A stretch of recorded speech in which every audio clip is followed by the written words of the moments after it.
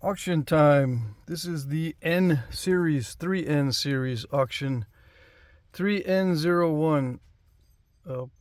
I started this one on video. I made the biface on video. This is heat treated Central Texas chert.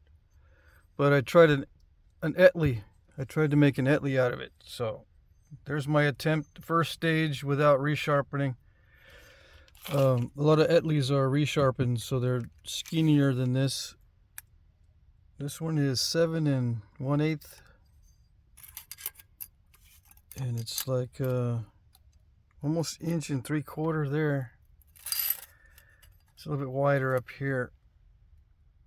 Yeah. So yeah, the Etleys, as far as I could tell, they start out wide up here in the upper part of the blade, and it's constricted here a little bit, and then as it's resharpened, the blades just get skinnier, and this gets more pointy sometimes up here. Anyway, there's a bit of an angle up here, it looks like, to begin with, and then it just gets, excurvate here and then incurvate there, as far as I can tell. Anyway, there's a little bit too, it's a little bit too flakery for an Etley, I think, right? Etleys have big, bold flakes. Anyway, I thought I'd make one. And it's indirect percussion sharpening. There's no pressure work except on the tip. On the very tip, I did pressure work up here. And of course, pressure work for the notching. But I try to do bold pressure work for the notching. Okay.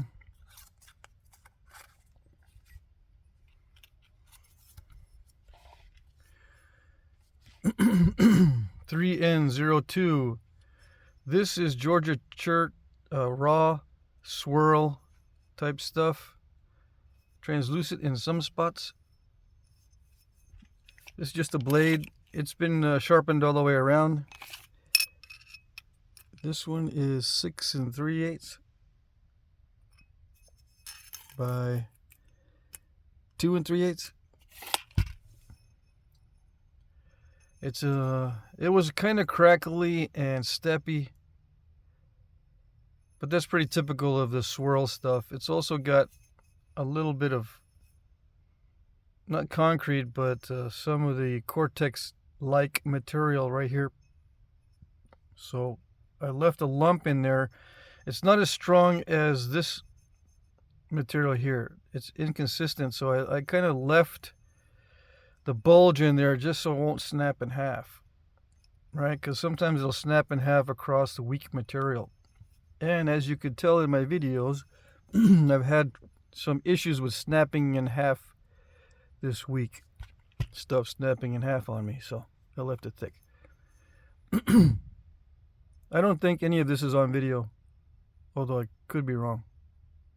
I don't remember having any of this on video. Anyway, there you go, nice blade. 3N03.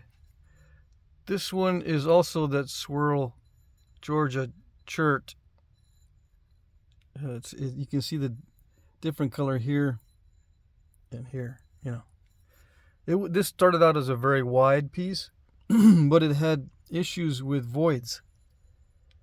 See the little voids, so it got really narrow, and I almost had to give up on it after I found this void. This was a big void. It was about 1/8 of an inch or 1/4 inch longer. It was a deep hole, and it was filled with black mud. Anyway, when I was napping it, it looked like I was going to lose a lot of the edge, and then I got lucky and was able to sharpen it to a degree. It's still kind of right on the edge, but it's not quite. I managed to move the edge that way a little bit to that side of the hole, so it's still got a hole in it, but it's still sharp right there. Anyway, sharpened all the way around. This one is 7 3/8. Is the other one 7 3/8? Or I don't I was going to put a stem on this, but I said, no, just leave it. It's good like this. It can be a spear point or whatever. How wide is it? 1 5/8 or a little bit more. Translucent in some areas.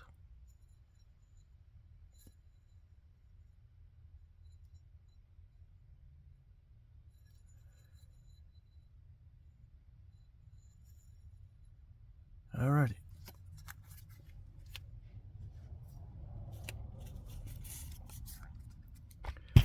$3N04. This one is on video, completely on video. Made from stone that was gifted to me. And it's from the Brady Knapp, and I gotta remove the I'll remove these the marker before I send it out. Excuse me. Yeah, I'll remove the Sharpie writing on there before I send it out. I forgot to do that. Semi-translucent. It's a Frio style. I was kind of loose and not really following exactly what the Frios look like, but I'm going to get more into art pieces, so that's why I did it that way. But yeah, it can pass for a Frio. All right.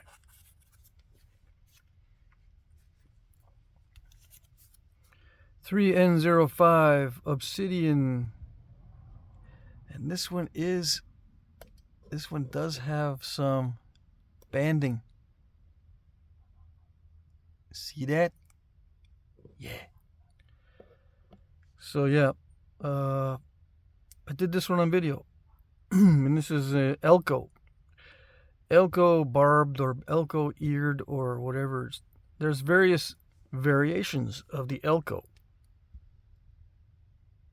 corner notched, all kinds of variations. Anyway, it is on video,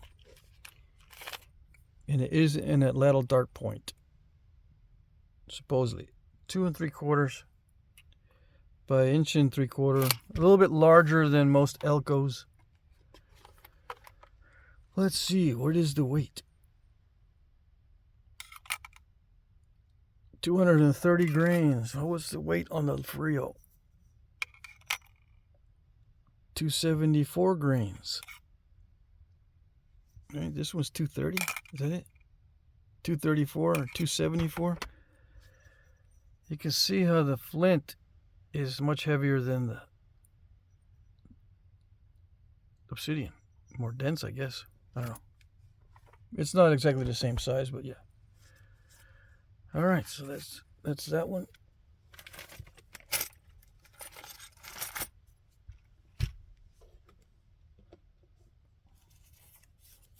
$3N06.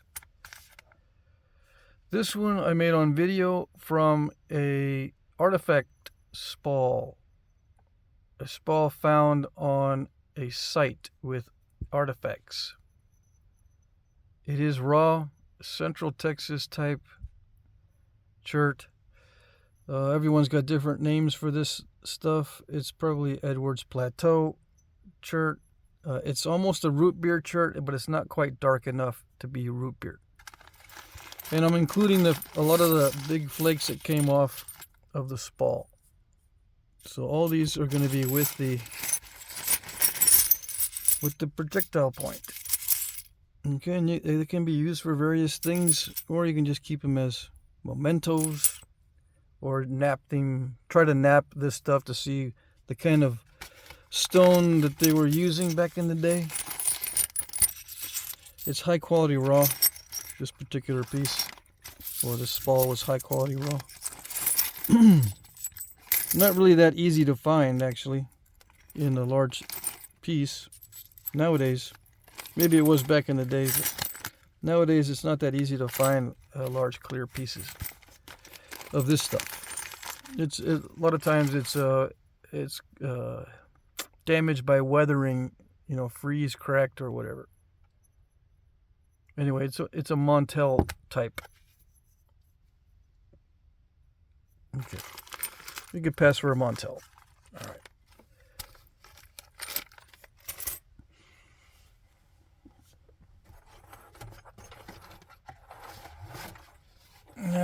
Now the boxes. 3N07, a box of partially heat-treated or lightly heat-treated Novaculite. All right, these are all just flakes. A box of Novaculite flakes heated to 600 degrees. You can heat it hotter than this. You can go up to 750, I think. But this is not as delicate or as fragile as the really highly heated Novaculite. I've got some gray pieces in here that are very heated, so you can see kind of the difference. These should nap a little bit more like glass, these two pieces in here, but the rest is just a lightly heated white Novaculite. And yes, you can sharpen your knives on it. It is that type of Novaculite. It's got that rough surface, so you can sharpen a steel knife on this stuff. It's a good surface right there. Anyway, it is a challenge to make arrowheads out of this stuff, but some guys like the translucency of the Novaculite, and they have the means to heat treat it up to 700 degrees to make it even easier to nap. I was going to save this because I've been looking for white chert, or I'm always looking for light colored chert as white as possible to do some of the reproductions I was going to do. But if I'm going to be doing mainly art pieces, I don't need all this. I don't need a whole lot of this stuff. Okay.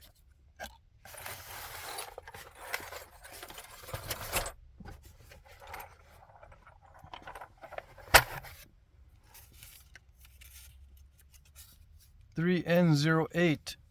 This is a box of, let's see what it is. What's my notes say? Texas High Quality Raw. So these are kind of chunky flakes of Texas High Quality Raw. Just to give you an idea, this is amoeba chert. I napped some of it into a little biface. This is included in this box. I will include this. It's like a hunting point size preform, 2 3/8 by 1.5 inches. So yeah, I start with this size for hunting point preforms usually. Anyway, I napped it down to see if it was actually high quality stuff, and yeah, just a piece at random, and you can kind of tell it's high quality by the way it feels, but also by the way you can see the flakes, nice and smooth. Semi-translucent, some of these, and they're different sizes. Some of them are thin, just to give you an idea of how it naps in a thin state, and some of them are quite chunky. All right, but it's all high quality raw stuff. Well, what I consider high quality. And there's an issue. There might be an issue with this piece. Let me take this one out and replace it with a better one. Let's see here. Yeah, as far as I can see, there are no cracks. I'll take a better look. And if there's cracks in any of these, I'll just replace it with another piece. I got more of this stuff. All right. Yeah, I'll remember to do this one. I don't want to give this one out. All right.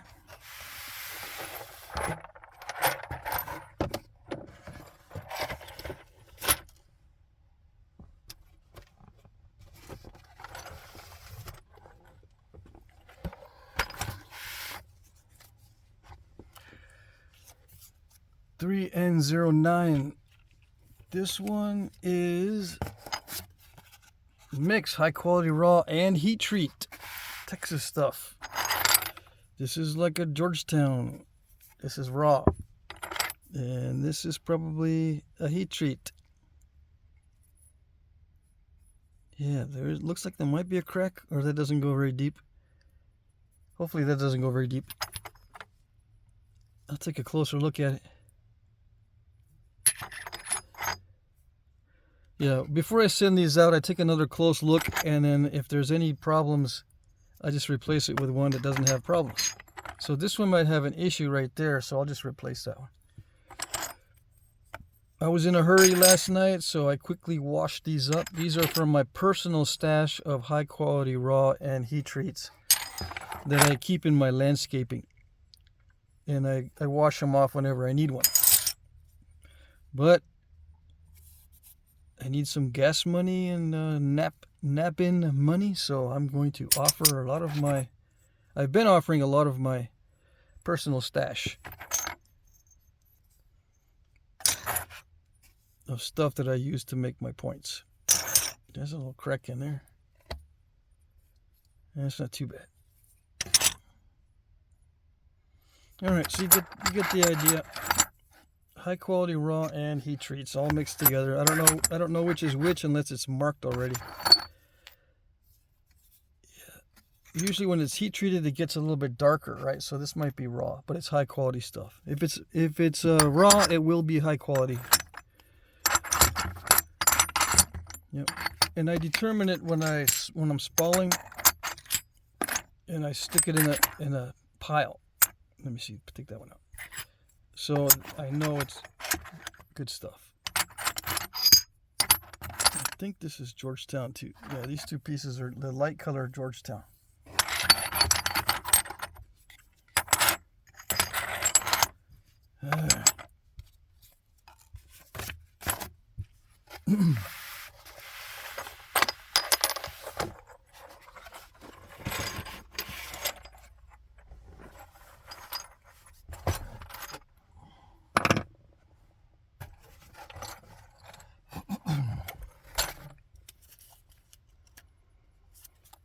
$3.10.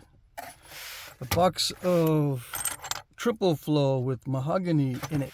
Mahogany obsidian looking stuff in it. It's smoky for the most part in this one, with a little bit of bands in it. I guess that's called lace obsidian if it has bands, although I think that maybe that is not the banding, but it's just the contours of the obsidian spall. But it does have a little bit of the mahogany right there. You can't see it. Anyway, now you can see it.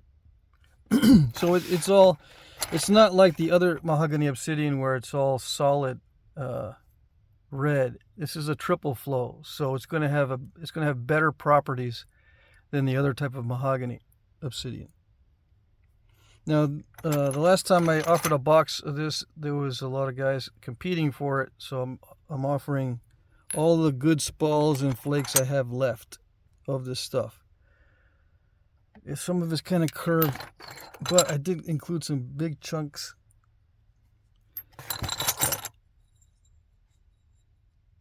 Long flakes, but these are curved, so you may lose some length on these. But yeah, these are the last spalls that I have of this stuff. The good ones anyway. I got a bunch of little ones that are not this good, and they're more curved and all that. I'm including a biface that I did.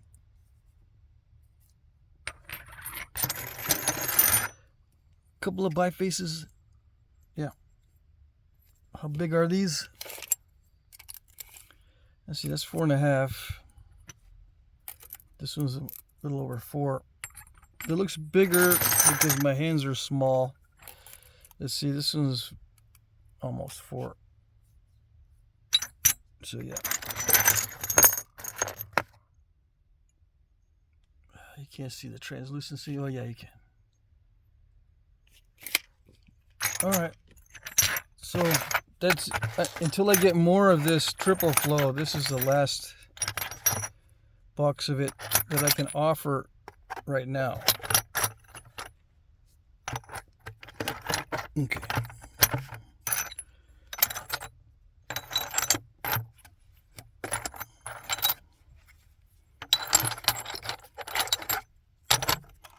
Now,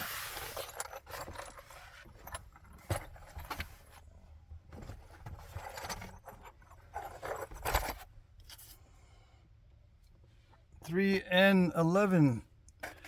What is it? Box of high quality raw and heat treat. Another box of the high quality raw and heat treat. So these are just big flakes. These are a little bit skinnier than the other one. Let's see. I have another box, but they're not. It's not like this. I was gonna say, do I have another box of these flakes, high quality raw and heat treat? That's a little over 4. You know, these are large flakes. There are some small ones in here just to give you an idea of what's going on with the small stuff. Some of them are very thin. You can just trim around the edges, I guess. It's got some various shades. This is just under the Cortex. This is some of the good stuff. A lot of this Texas stuff is good just under the Cortex, where the middle is no good at all. But these are a lot of these are skinning flakes. They'll still have some Cortex like that one, but it's good stuff here. Yeah, you can kind of tell that I'm skinning these off, or I was skinning these off. This one here might be a heat treat. Usually I don't include something like this, but I think this is a heat treat. Usually what I do is I include stuff that I know is high quality, except this one, it's a little bit dicey. Let me take that one out. Yeah, this one might have issues with it. It might. I could leave it in and just put cram another piece in here just to make up for the fact that this has got a void in it. I did not notice the void. I don't know why. All right. So there you go. I think this is a heat treat on this one. This is probably a heat treat as well. I can kind of tell by the discoloration. It looks a little bit different than I normally used to. That might be a heat treat as well. Okay, so it's mixed heat treat and high quality raw. Most of the heat treat that I do on this stuff is 350 to 400, not more than 400, because of the unpredictability of this Texas stuff. I normally don't go higher than 400 unless, it doesn't nap well the first time around. I'll heat it again at a higher temperature, but usually it's fine at 350 to 400.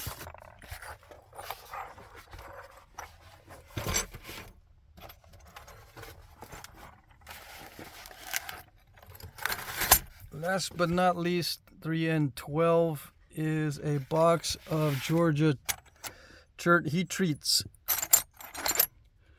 My last good batch of flakes for bird points.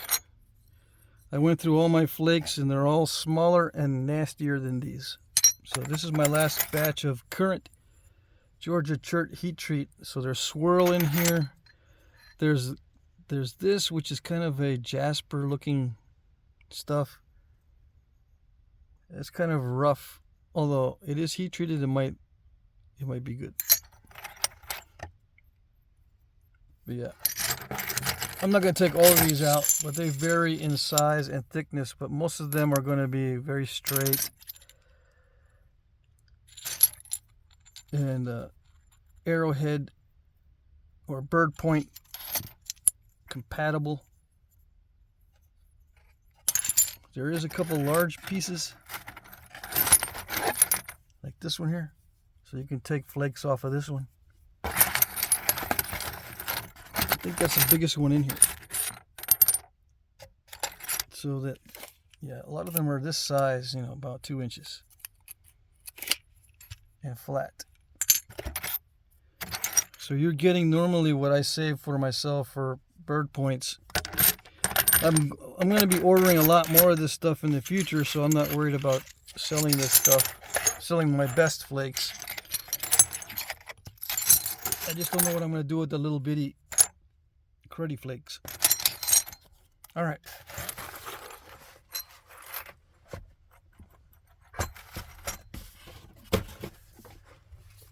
All right. Rules. Bid in the comment section. Let's see. Do I have... Yeah. Bid in the comment section under one of my pre-populated comments. Okay. This means that you will be replying to one or more of my comments. My pre-populated comments will contain the item number, a timestamp, and where the item appears in the video, and a short description. I will like your comment if I see it. That's important. Watch for the likes. If I don't like it, I might not see it. I might not have seen it. It might not be showing up. Try again. Or if you try again and I still don't like it, give me some time. Give me an hour or two or something. Sometimes I don't get back to it. And I'll be on the road today too, so I may not be in a zone where I can check my phone. But as time goes on, closer to the end of the auction, I will be checking more often, and I will park somewhere where I can get good reception. All right, so toward the end of the auction, I'll be checking every 5 minutes or more.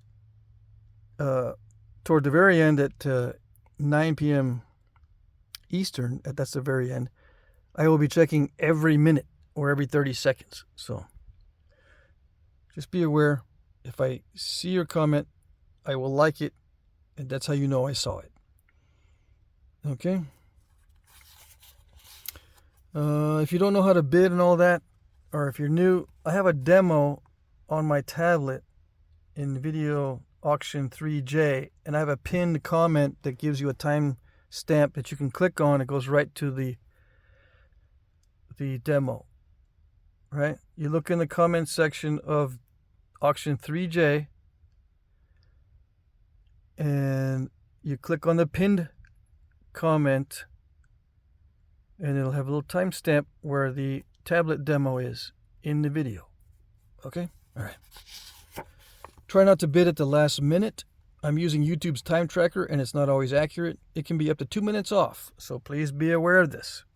Very important. I'm using YouTube's time tracker because everyone sees it.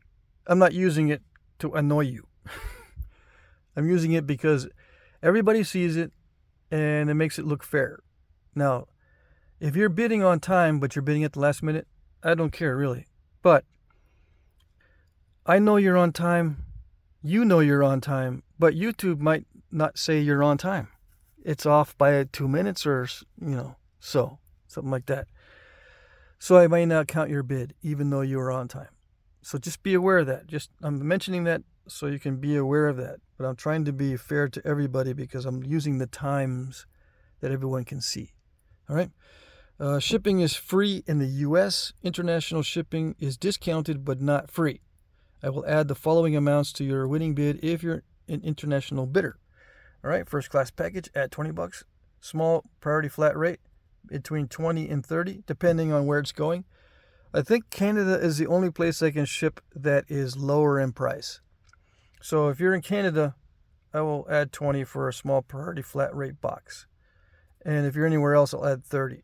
A medium priority flat rate box, I'll add 40. And if you're anywhere else except Canada, I'll add 50. All right?